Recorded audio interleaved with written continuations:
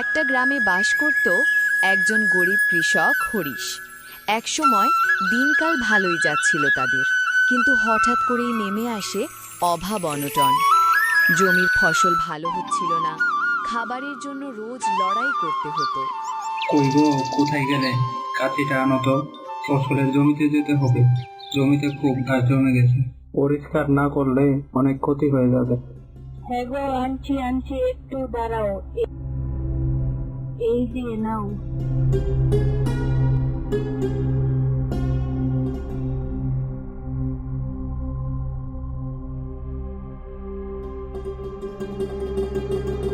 এই যে হরিশ, এই সকাল সকাল কোথায় যাওয়া হচ্ছে শুনি? এই তো একটু ফসলের জমিতে যাই, জমিতে বড্ড ঘাস জমে গেছে গো। সাথে একটা কাজের লোক নিয়ে নাও না।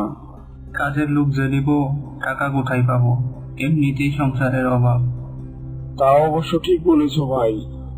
আচ্ছা থাকো ভাই, বেলা যে অনেক হয়েছে, এবার ফসলের জমিতে যাই।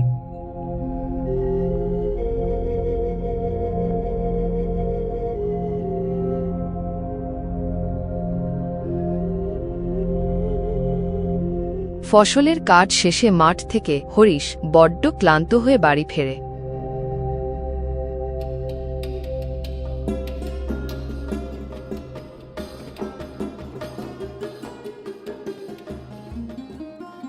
হ্যাঁ গো, শুনছো? আজ দুপুরে রান্না করার মতো কিছু নেই, বাচ্চাগুলো না খেয়ে আছে। রাতের বাসি ভাত দিয়ে কিছু একটা করে দাও, বিকালে কর্তা মশাইয়ের কাছে গিয়ে কিছু টাকা ধার নিয়ে আসবো। আচ্ছা, হাত মুখ ধুয়ে এসো, আমি পান্তা ভাত খেতে দিচ্ছি। আচ্ছা তাই দাও।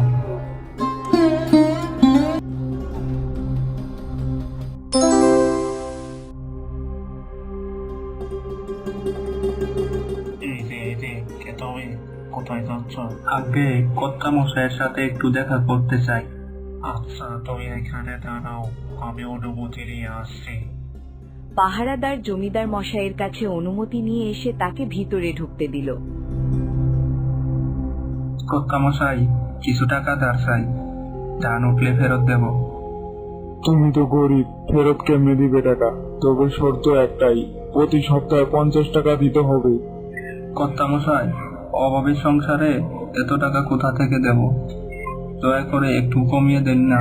না না, কম হবে না, নিলে নাও, না নিলে চলে যাও। হরিশ বাধ্য হয়ে টাকা ধার নেয়।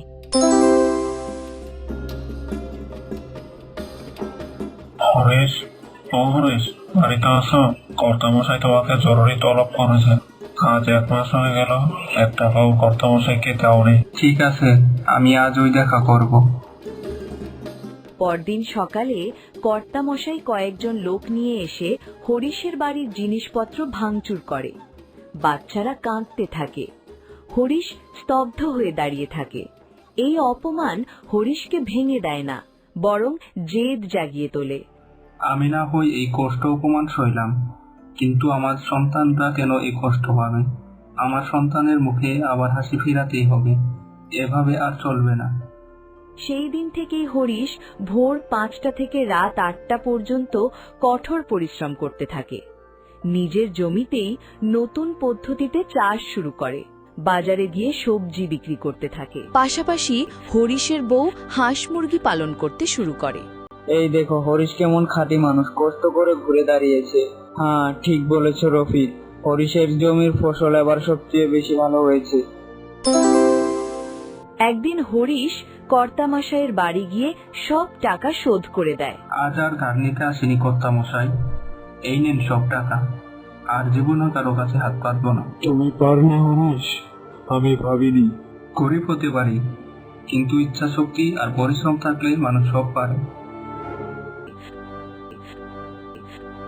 ঘরে এখন আর অভাব নেই, আছে আত্মসম্মান আর ঘামের দাম। পরিশ্রম কোনো দিন ব্যর্থ হয় না। বিপদ আসবেই, কিন্তু হাল না ছেড়ে এগিয়ে গেলে সাফল্য একদিন ধরা দিতেই বাধ্য। আচ্ছা বন্ধুরা, তোমাদের জন্য একটা প্রশ্ন। এই গল্পের মূল চরিত্র গরিব কৃষকের নাম কি ছিল? যে সঠিক উত্তর দিবে তাকে পরবর্তী ভিডিওতে বিজয়ী হিসেবে গণ্য করা হবে।